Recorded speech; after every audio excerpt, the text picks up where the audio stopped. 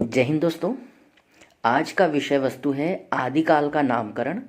किस विद्वान ने किस नाम से आदिकाल को पुकारा है, कि क्या नाम दिए हैं, यह जानने का आज प्रयास करेंगे।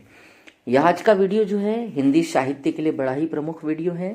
यूजीसी नेट, एमपी सेट और भी बहुत सारे एग्जामों को लेकर यह विषय वस्तु आज आपके लिए कामगर सिद्ध होगा।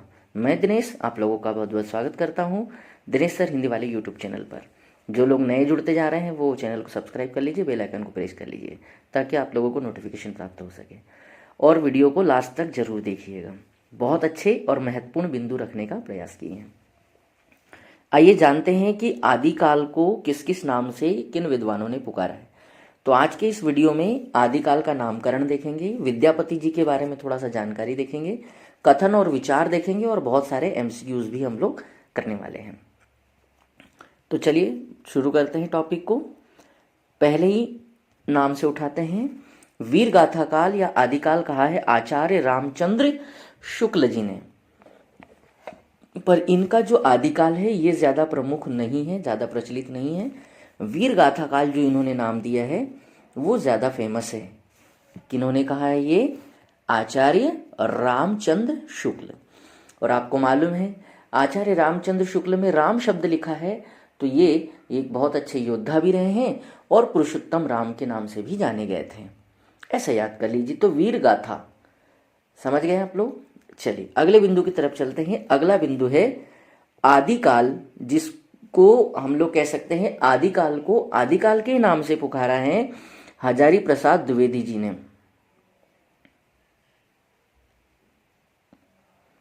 किसने पुकारा है? हजारी प्रसाद द्विवेदी जी ने आदिकाल को आदिकाल के नाम से ही पुकारा है और ये क्वेश्चन कई दफा आ चुका है। अगला नाम है जयकाल या बाल्यावस्था काल। यह नाम दिया है रमाशंकर शुक्ल जी रसाल ने। किसने नाम दिया है? रमाशंकर शुक्ल। तो इसमें देखो शंकर शब्द लिखा है, वहां से पकड़ लीजिए शब्द को, रमाशंकर। महाकाल जयकाल ऐसा कुछ सुनाई दे रहा है आपको? बस ऐसे याद कर लीजिए। जयकाल नाम किसने दिया है? रमाशंकर। अगला नाम है वीर काल और वीर गाथा काल अलग है। वीर गाथा आचार्य रामचंद्र शुक्ल और वीर काल विश्वनाथ प्रसाद मिश्र जी। तो यहां से वीर काल में वीर और यहां से विश्वनाथ, दोनों को ऐसा याद कर लीजिए। और वीर गाथा तो रामचंद्र जी की गाथा किसने नहीं सुनी? सबने सुनी है रामचंद्र जी की गाथा। तो वीर गाथा काल आचार्य रामचंद्र शुक्ल ने कहा और वीर काल विश्वनाथ प्रताप मिश्र जी ने कहा। समझ में आ गया होगा यहां तक का।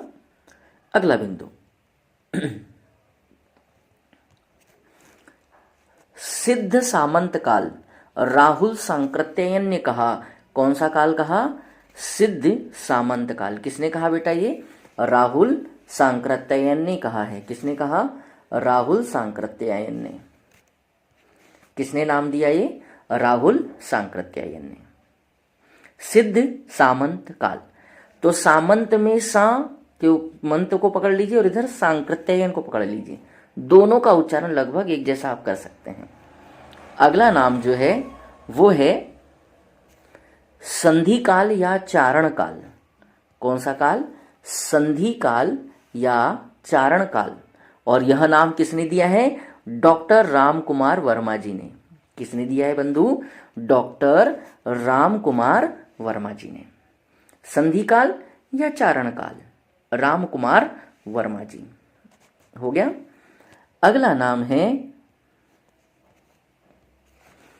बीज वपन काल। ये नाम बहुत बार आ चुका है। कौन सा? बीज वपन काल। बीज वपन काल किसने कहा? ये महावीर प्रसाद द्विवेदी जी ने। किसने कहा है बेटा ये नाम? महावीर प्रसाद द्विवेदी जी ने यह नाम दिया है। कौन सा नाम दिया है? बीज वपन काल। किसने दिया है? महावीर प्रसाद द्विवेदी जी ने। अगला नाम है आधार काल। आधार कार्ड नहीं, आधार काल। नहीं तो पता चला आधार कार्ड पढ़ रहे हो। आधार काल किसने कहा आदिकाल को? तो डॉक्टर मोहन अवस्थी या सुमन राजे। किसने कहा बेटा ये? डॉक्टर मोहन अवस्थी या सुमन राजे ने कहा। आदिकाल को आधार काल किसने कहा? तो डॉक्टर मोहन अवस्थी और सुमन राजे ने कहा। प्रारंभिक काल या शून्य काल किसने कहा? तो प्रारंभिक काल या शून्य काल जो है आदिकाल को ये कहा है किसने भैया? तो ये नाम दिया है गणपति चंद्र बसु ने। किसने नाम दिया? ये गणपति चंद्र बसु जी ने यह नाम दिया है। ठीक है, आगे बढ़ें। यहां तक आप लोग या तो फोटो खींच लीजिए, स्क्रीनशॉट ले लीजिए या लिख के रख लेना। अगला नाम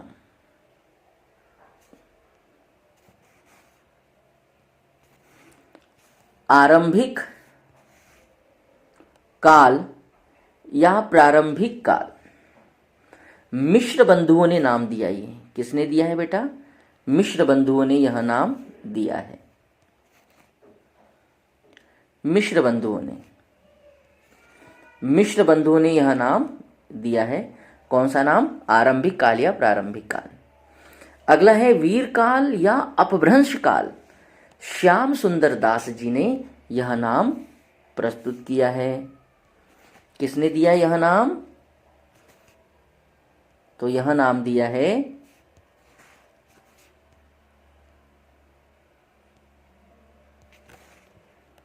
वीर काल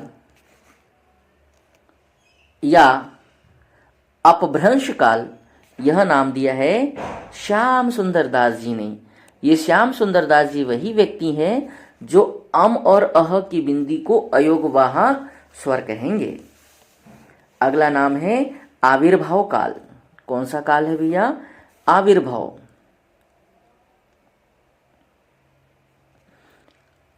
काल। तो आदिकाल को आविर्भाव काल के नाम से किसने पुकारा? शैलेश जैदी जी ने पुकारा है। किसने पुकारा है? शैलेश जैदी जी ने पुकारा है। शैलेश जैदी इन्होंने पुकारा है, शैलेश जैदी ने। वीर प्रशस्ति युग। कौन सा युग बेटा? वीर प्रशस्ति युग आदिकाल को किस विद्वान ने कहा? तो वीर प्रशस्ति युग कहा विजयेंद्र स्नातक, इन्होंने कहा है। और मैं जानता हूं इसमें से बहुत सारी चीजें आपने सुनी भी होगी और कुछ पढ़ी भी होगी और कुछ नहीं भी पढ़ी होगी। स्क्रीनशॉट जरूर ले लीजिए। ये तो अभी केवल 15 नाम मैंने आपको सुनाए हैं, ऐसे बहुत सारे नाम हैं, अभी आएंगे और आगे चलते जाइएगा, देखते जाइए वीडियो को ध्यान से। और अगर आप लोगों को मेरी मेहनत सफल करनी है और अगर आपको लगता है कि मैं आप लोगों के लिए मेहनत कर रहा हूँ तो प्लीज़ वीडियो को लाइक और शेयर जरूर कर दीजिए और ज़्यादा से ज़्यादा लोगों तक इसको पहुँचाइए।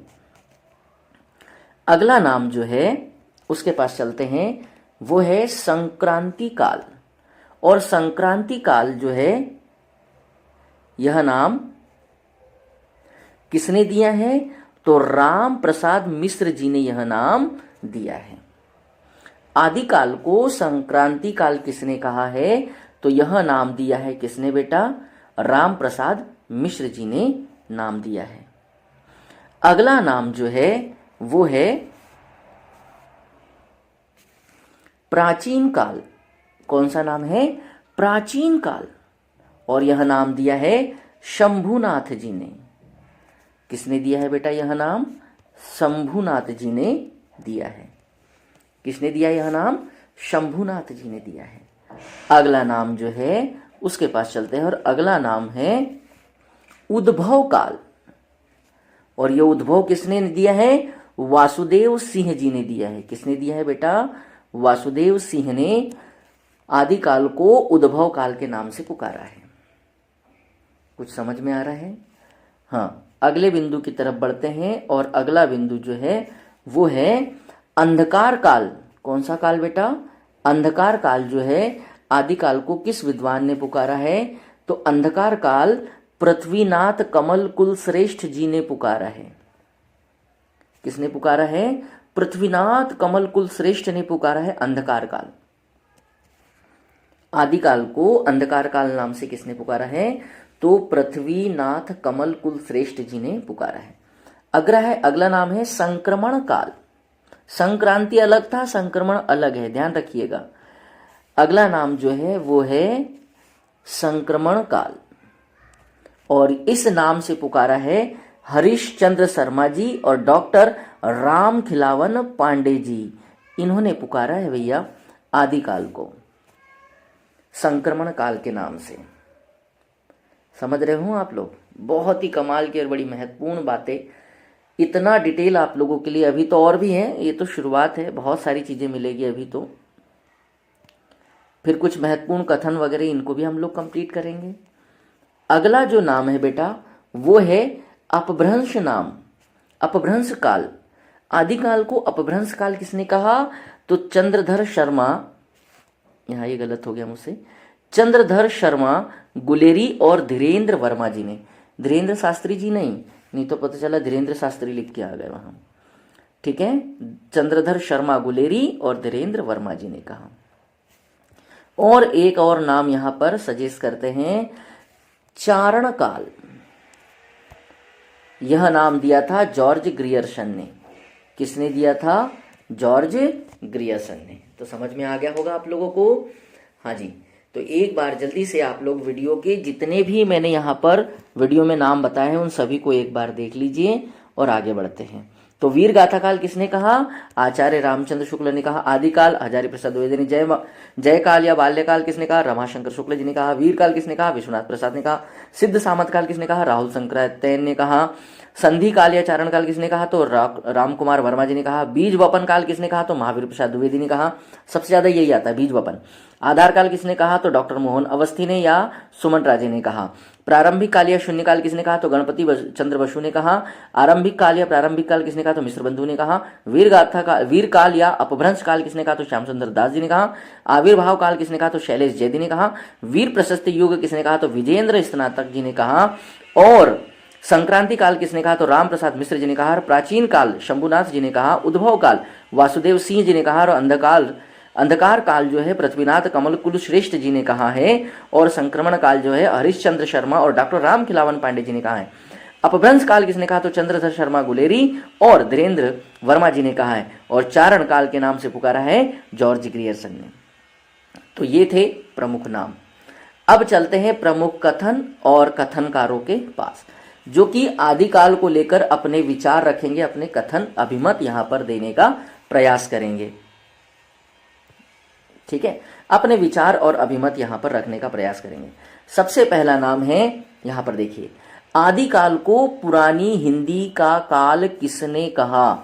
बहुत ही महत्वपूर्ण यहां पर यह बिंदु है कि आदिकाल को पुरानी हिंदी का काल किसने कहा? आदिकाल को पुरानी हिंदी का काल किसने कहा? तो यहां आंसर मैंने लिख कर रखा हुआ है। क्या लिखा रखा है? चंद्रधर शर्मा गुलेरी जी। किसने कहा बेटा? ये चंद्रधर शर्मा गुलेरी जी ने कहा है। चंद्रधर शर्मा गुलेरी जी ने कहा है। चंद्रधर शर्मा गुलेरी जी ने यह नाम दिया है। ठीक है, अगला कथन, आदिकाल को अत्यधिक विरोधी एवं व्याघातों का युग किसने कहा? हजारी प्रसाद द्विवेदी जी ने कहा। हजार व्याघात ऐसे याद कर लीजिए। आदिकाल को अत्यधिक विरोधी एवं व्याघातों का युग किसने कहा? तो हजारी प्रसाद द्विवेदी जी ने कहा। अगला कथन जो है, आदिकाल को अनिर्दिष्ट लोक प्रवृत्ति का युग, आदिकाल को अनिर्दिष्ट लोक प्रवृत्ति का युग किसने कहा? तो यह जो नाम है वो दिया है आचार्य रामचंद्र शुक्ल जी ने, इनको यह नाम दिया था आदिकाल को। समझ में आ रहा होगा आप लोगों को? अगले बिंदु की तरफ मैं बढ़ता हूं। आदिकाल के बारे में एक कथन दिया है डॉक्टर नगेंद्र ने, जो कि आलोचक कहलाते हैं हिंदी के, बहुत ही महत्वपूर्ण नाम है, हिंदी में जाना माना नाम है। क्या कहा है? तो आदिकाल के संबंध में इन्होंने कहा है, आदिकाल का समस्त हिंदी साहित्य आक्रमण और युद्ध के प्रभावों की मन स्थितियों का प्रतिफलन है। किसका कथन है यह? तो यह जो कथन दिया है, यह कथन दिया है डॉक्टर नगेंद्र ने। किसने यह दिया है कथन भैया? डॉक्टर नगेंद्र जी ने यह कथन प्रस्तुत किया है। अगला बिंदु, अब यहां एक छोटा सा प्रश्न मिला है, उस प्रश्न को सॉल्व करते हैं और उत्तर भी आपके सामने दिखाई दे रहा होगा। उत्तर भी यहाँ है, प्रश्न देख लीजिए। आदिकाल में किस कवि ने अवहट्ट भाषा में रचनाएं लिखी है? तो अमीर खुसरो, अब्दुल रहमान, कुतुबन और मंझन। तो अमीर खुसरो की अगर मैं रचना की बात करूं तो खालिक बारी इनकी बड़ी प्रसिद्ध रचना है। कौन सी है बेटा? खालिक बारी।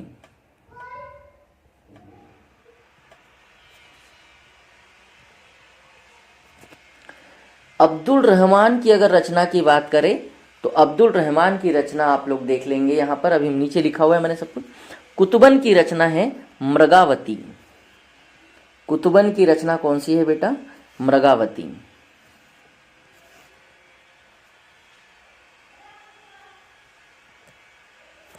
कुतुबन की रचना है मृगावती। और मंझन, मंझन की जो रचना है वो है मधुमालती।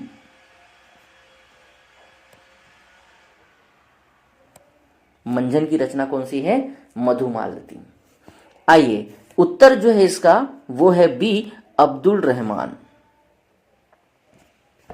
संदेश रासक उनकी रचना है बेटा, वैसे मैं यहां लिख दे रहा हूं।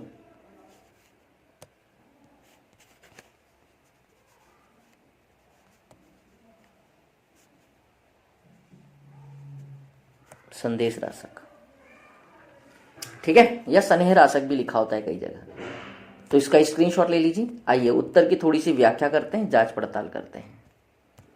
उत्तर है अब्दुल रहमान, बता ही दिया था आपको। रचना है संदेश रासक, जो कि 11वीं से 12वीं शताब्दी के आसपास लिखी हैं।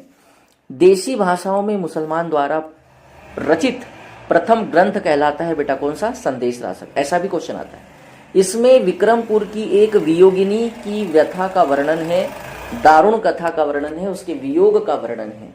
विश्वनाथ त्रिपाठी ने इसकी भाषा को संक्रांति कालीन भाषा कहा है। संक्रांति कालीन, इसमें कालीन का न जो है वो थोड़ा सा यहाँ गड़बड़ हो गया है। 1 मिनट मैं यहाँ लिख ही देता हूं।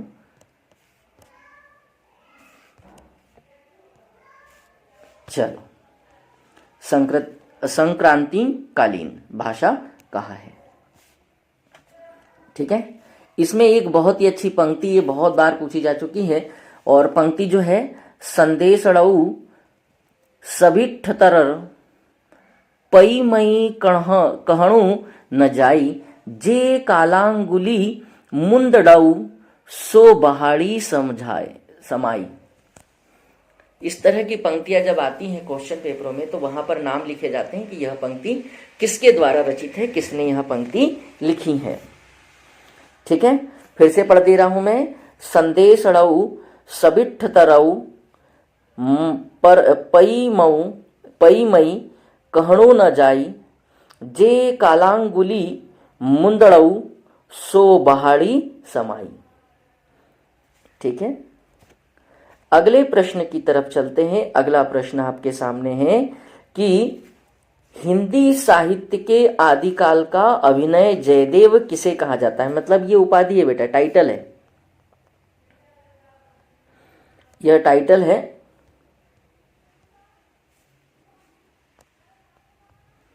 यह टाइटल दिया गया है, उपाधि दी गई है। तो यहां उपाधि दी गई है विद्यापति जी को। किसको दी गई है बेटा? विद्यापति जी को। तो इसका सही उत्तर जो है वो है विद्यापति। सही उत्तर कौन सा है? बी, विद्यापति इसका उत्तर है। आइए विद्यापति जी के बारे में जानते हैं। जैसा कि मैंने आप लोगों को वीडियो के शुरू में ही कहा था कि विद्यापति जी के बारे में थोड़ा सा जानकारी इकट्ठा करना है। आज इतना व्यवस्थित जानकारी विद्यापति जी की दे दे रहा हूं कि आपको दोबारा कहीं कुछ पढ़ने की आवश्यकता नहीं है, इसी नोट्स से काम हो जाएगा। व्याख्या देखिए, विद्यापति जी का जन्म हुआ था 1360 ईस्वी में बिहार के जिला मधुबनी के गांव बिस्फी में। कहां पर हुआ था? बिहार के मधुबनी जिला के गांव बिस्फी में इनका जन्म हुआ था। और इनकी मृत्यु जो है, इनकी अगर मृत्यु की बात करी जाए तो इनकी मृत्यु 1450 में हुई है। 1450 में। पंडित हरि मिश्र जी के ये शिष्य रहे हैं, गुरु का नाम है इनके गुरु का नाम है, इनके गुरु का नाम है पंडित हरि मिश्र और ये शैव धर्म से संबंधित थे, शैव धर्म के अनुयायी थे। हिंदी साहित्य में कृष्ण गीत परंपरा के कवि भी रहे हैं। अगर कृष्ण गीत का परंपरा के कवियों में देखा जाए तो आपको कबीर जी भी मिल जाएंगे, मीराबाई मिल जाएगी और विद्यापति जी ने भी अपनी रचनाओं में कहीं ना कहीं कृष्ण गीत परंपरा को स्थान दे रखा है। किन किन राजाओं के आश्रय में रहे हैं? तो लगभग 8 राजाओं का आश्रय इन्हें प्राप्त था, किंतु सबसे अधिक और लंबे समय तक राजा शिव प्रसाद जी के दरबार में रहे, राजा शिव सिंह के दरबार में रहे हैं, शिव प्रसाद सिंह, और कीर्ति सिंह के दरबार में भी रहे हैं। पर सबसे ज्यादा किसके दरबार में? तो राजा शिव प्रसाद सिंह के।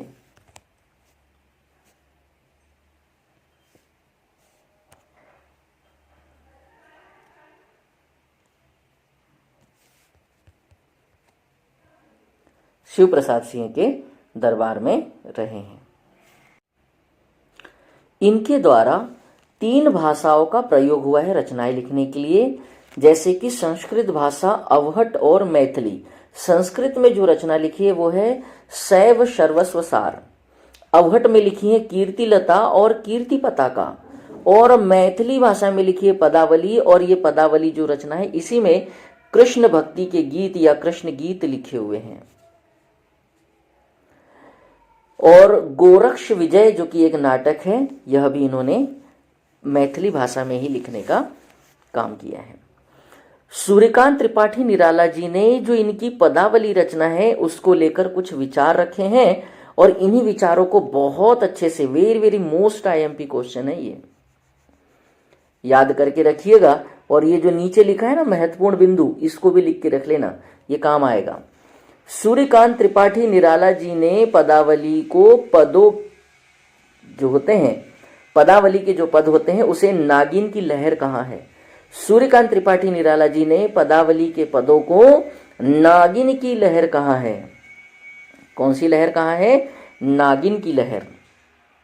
याद रखिए, सूर्यकांत त्रिपाठी निराला जी ने पदावली जो कि विद्यापति जी की रचना है और मैथिली भाषा में लिखी गई है, कृष्ण गीत भक्ति पर आधारित यह रचना है और इसे नागिन की लहर कहकर पुकारा है। किसने? सूर्यकांत त्रिपाठी निराला जी ने।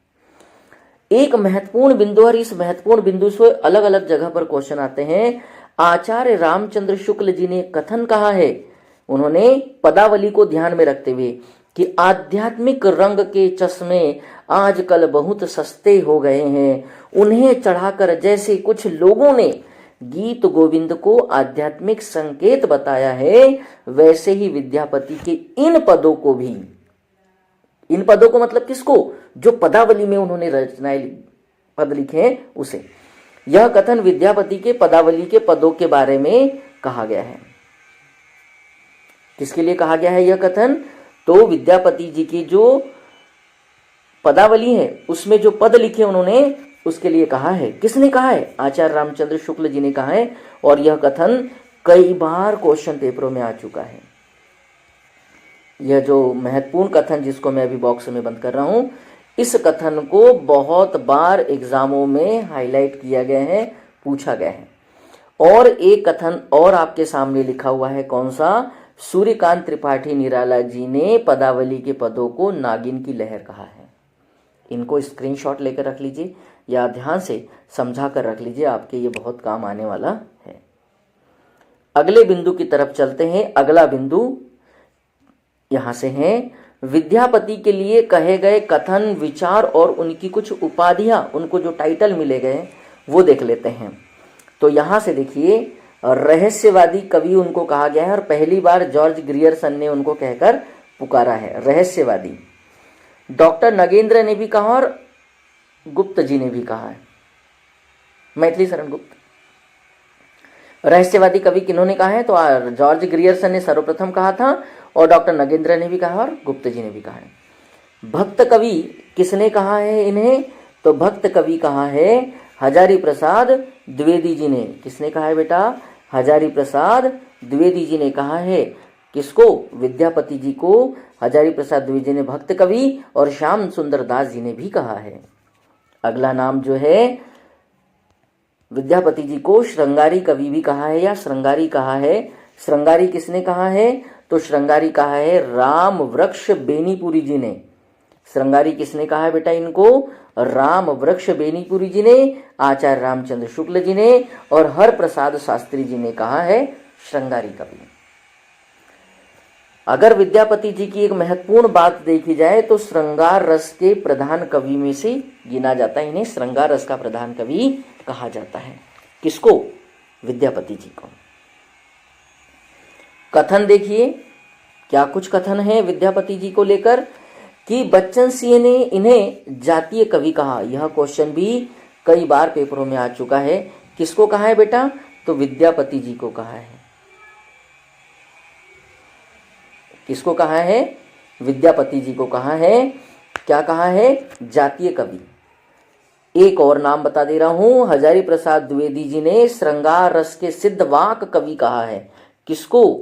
सिद्धवाक कवि कहकर पुकारा है हजारी प्रसाद जी ने विद्यापति जी को। किसको कहा है बेटा? ये विद्यापति जी को कहा है। तो ये दो कथन आप लोगों के लिए यहां पर हो गए उपलब्ध। अगला देखिए, कुछ उपाधियों से भी इन्हें नवाजा गया है, कुछ टाइटल से भी इनको पुकारा जाता है। जैसे मैथिल कोकिल, तो पदावली जो रचना है, कौन सी? पदावली रचना के लिए इनको ये नाम मिला था। पदावली रचना की वजह से इनको यह नाम मिला था। और यह नाम किसने दिया था? तो यह नाम किसने दिया ये तो नहीं लिखा है, पर मैथिल कोकिल जो है पदावली रचना के कारण इनको नाम मिला था। और शिव प्रसाद सिंह के दरबारी, राजा शिव प्रसाद सिंह के दरबारी थे, इस वजह से इनको ये मैथिल कोकिल का नाम मिला है, वहीं से मिला है। अभिनव जयदेव इस नाम से भी पुकारा जाता है। कवि शेखर, कवि कंठहार भी इस नाम से इनको पुकारा जाता है। और कवि रंजन के नाम से भी पुकारा जाता है। खेलन कवि के नाम से भी इनको पुकारा गया है। कवि कंठहार के नाम से इनको जाना जाता है। देखिए कितने सारे टाइटल हो गए। और दशावधान के नाम से भी इनको जाना जाता है। दशावधान कवि के नाम से भी जाना जाता है। पंचानन इत्यादि नामों से इनको पुकारा जाता है। ये इनकी उपाधियां हैं, इनके टाइटल हैं। इनकी कुछ प्रसिद्ध कथन है जो एग्जामों में आते हैं। 2015 यूजीसी नेट में यह पंक्ति आई थी, देसिल बौना सब जन मिठा त तैसन जपो अवहट्टा। अवहट को लेकर उन्होंने यह कथन लिखा था। कीर्ति लता से यह पंक्ति उठाई गई है।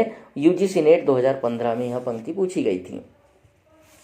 समझ रहे आ रहा होगा आप लोगों को, बहुत ही महत्वपूर्ण बातें हैं। बार बार कह रहा हूं कि जो लोग पहली बार वीडियो के साथ जुड़ रहे हैं और चैनल पर आए हैं वो लोग चैनल को लाइक और सब्सक्राइब कर जरूर कर लीजिए। बेल आइकन को प्रेस कर लीजिए ताकि इस तरह की रोचक तथ्य आप तक पहुंच सके। कल का वीडियो जरूर देखिएगा। कल के वीडियो में मैंने आप लोगों को यूनेस्को के बारे में बहुत अच्छे से लाइव क्लास में पढ़ाया है, कल की शाम की क्लास। आज यह वीडियो आप लोगों के लिए उपलब्ध हो रहा है जो कि हिंदी साहित्य के विषय को लेकर भी हम लोग काम कर रहे हैं, तो उसी पर आधारित है। विद्यापति की पदावली में वर्णित मुख्य विषय है। नेट 2022 प्रथम पाली का यह प्रश्न है। विद्यापति की जो पदावली है उसमें किस बात का वर्णन है?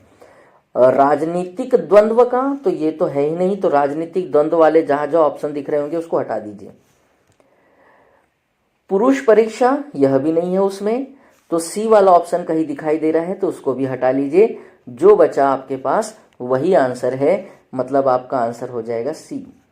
केवल बी और डी, तो बी और डी दोनों सही है। वह संधि और अनमेल विवाह का वर्णन है इसमें। देखिए उत्तर लिखा है मैंने, सी, बी और वह संधि और डी अनमोल विवाह। ठीक है, अगले प्रश्न की तरफ चलता हूं। अगला प्रश्न आपके सामने ये है, आदिकालीन साहित्य में वीर रस की रचनाओं में प्रायः किस भाषा का प्रयोग होता था? पिंगल, बुंदेली, डिंगल, प्राकृत। तो आदिकालीन साहित्य में वीर रस की रचनाओं में अक्सर डिंगल भाषा का प्रयोग होता था। किसका प्रयोग होता था? डिंगल का प्रयोग होता था। डिंगल पिंगल पढ़ना भैया आप लोग, ठीक है। आंसर आपके सामने है डिंगल। अगला प्रश्न, यह देखिए, यह प्रश्न बहुत ही कमाल का है। इस प्रश्न के जो ऑब्जेक्टिव है वो आप लोग देखिएगा। यह प्रश्न जो है बिहार के एग्जाम में आया है। बिहार सीनियर टीचर का जो एग्जाम होता है उसमें यह प्रश्न पूछा गया है। आइए इस प्रश्न को ध्यान से पढ़ते हैं। यहां से है वो प्रश्न। आध्यात्मिक रंग के चश्मे आजकल बहुत सस्ते हो गए हैं। रामचंद्र शुक्ल ने यह टिप्पणी किस कवि के संदर्भ में की है? बिहार सीनियर सेकेंडरी टीचर का यह एग्जाम था, उसमें क्वेश्चन आया। बिहारी, रसखान, मलुकदास उपर्युक्त में एक से अधिक और उपर्युक्त में से कोई नहीं, मतलब ये ई नंबर का ऑप्शन है आपका, है ना। तो आंसर यही है, किसी के बारे में नहीं कहा था। इनमें जो लिखे नाम, ये बात उन्होंने कही थी विद्याधर जी के लिए, या विद्यापति जी के लिए कही थी, विद्यापति जी के लिए कही थी। आइए जानते हैं उत्तर। उत्तर है उपर्युक्त में से कोई नहीं, विद्यापति जी के लिए बात कही गई थी, और वो भी उनकी रचना कौन सी? पदावली के लिए। अगला प्रश्न आपके सामने है कि आध्यात्म रंग के चश्मे आज बहुत सस्ते हो गए हैं। रामचंद्र ने यह टिप्पणी किस कवि के संदर्भ में की थी? UGC NET paper Hindi literature June 2020 का यह क्वेश्चन है, जो नवंबर में पेपर हुआ था। समझ रहे हैं आप लोग? आध्यात्म रंग के। तो देखिए क्वेश्चन को किस तरह से घुमाया जाता है। तो सही आंसर तो आपको पता ही है अब इसका, विद्यापति जी हैं। आइए विद्यापति जी आंसर लगाते हैं। एक और बड़ी महत्वपूर्ण पंक्ति यहां मैंने आप लोगों के लिए लिखकर रखी है। एक पहेली है और इस पहेली को आप लोगों को सुलझाना है। गोरी सुंदर पातली केसर काले रंग, 11 देवर छोड़ के चली जेठ के संग। नेट सितंबर 2022 प्रथम पाली का यह प्रश्न है। गोरी सुंदर पातली केसर काले रंग, 11 देवर छोड़ के चली जेठ के संग। बूझो भैया पहेली, बूझो। पहेली का सही उत्तर क्या होगा? अरहर, उड़द, मूंग और मसूर। तो इसका सही उत्तर जो है वो है अरहर। क्या है बेटा? अरहर इसका उत्तर है। तो ये है कुछ महत्वपूर्ण बिंदु जो आज आप लोगों के साथ मैंने शेयर किए हैं। विद्यापति जी के बारे में बहुत कुछ आपको बताया है। प्रमुख कथन, विचार, उनकी पूरे विस्तार से जानकारी, सब कुछ आपके सामने आज निकाल कर रख दी यहाँ। तो कृपया वीडियो को लाइक और शेयर जरूर कीजिए और ज़्यादा से ज़्यादा लोगों तक पहुँचाइए। अगर आप लोगों को वीडियो पसंद आए तो ही करना। जय हिंद, जय भारत।